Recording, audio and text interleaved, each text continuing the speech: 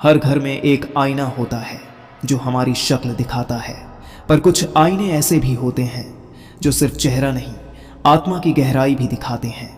यही कहानी है नीलिमा की, एक साधारण लड़की जो हाल ही में अपने पुराने पुश्तैनी घर में शिफ्ट हुई थी। घर बड़ा था पर वीरान, हर कमरे में धूल, मकड़ी के जाले और चुप्पी। उसके कमरे की दीवार पर टंगा एक पुराना आईना, भारी काले फ्रेम वाला, जैसे सदियों से वहीं टंगा हो। कहा जाता था यह आईना उसके दादा दादी के समय से है। नीलिमा ने जब पहली बार उस आईने में देखा तो उसकी रीढ़ में ठंडी सिहरन दौड़ गई, क्योंकि उसमें उसे अपना चेहरा साफ नहीं दिखा, बल्कि कोई और, बिल्कुल उसी जैसी एक लड़की। पर उसकी आंखें गहरी, स्याह और रहस्यमयी थी। नीलिमा ने झटका खाकर मुंह फेर लिया। सोचा शायद भ्रम है, पर यह भ्रम रोज रोज होने लगा। कभी वो परछाई मुस्कुराती, कभी गुस्से से देखती, कभी होंठ हिलाती, पर आवाज बाहर नहीं आती।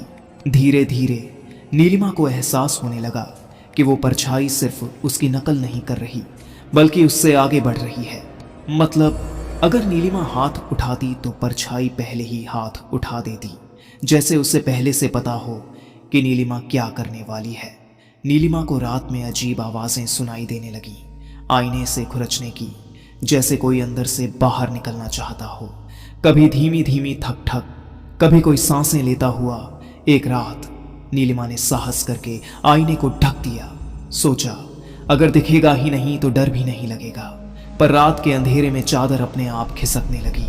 आईना खुला और उसमें वही परछाई, और इस बार वो और ज्यादा पास थी। नीलिमा ने हिम्मत जुटाकर पूछा, हो? कौन हो तुम? मैं वही हूँ, तुम्हारे सारे राज जानती हूँ। उस रात नीलिमा ने महसूस किया कि आईने का कांच ठंडा नहीं बल्कि मुलायम हो गया है, जैसे पानी की सतह। और अचानक वो परछाई हाथ बढ़ाकर बाहर आई और नीलिमा की कलाई पकड़ ली। नीलिमा ने पूरा जोर लगाया, पर वो हाथ किसी बर्फ की सलाख जैसा था। धीरे धीरे उसकी कलाई आईने के अंदर खींचने लगी। छोड़ो मुझे, कौन हो तुम? नीलिमा चीखी। परछाई की आवाज गूंजी, मैं तुम ही हूं, पर वो तुम जिसे इस आईने के भीतर कैद कर दिया गया था।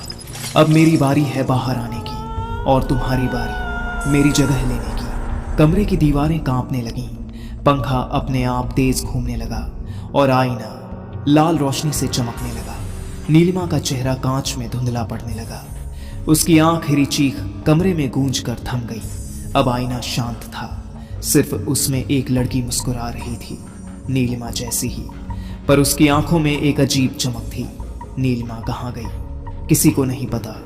बस इतना जरूर कहा जाता है, उस घर के आईने में कभी अकेले मत देखना, क्योंकि शायद जो परछाई मुस्कुरा रही हो वो आपकी न हो। अचानक ठक ठक ठक ठक, जैसे कोई अंदर से बाहर निकलने की कोशिश कर रहा हो।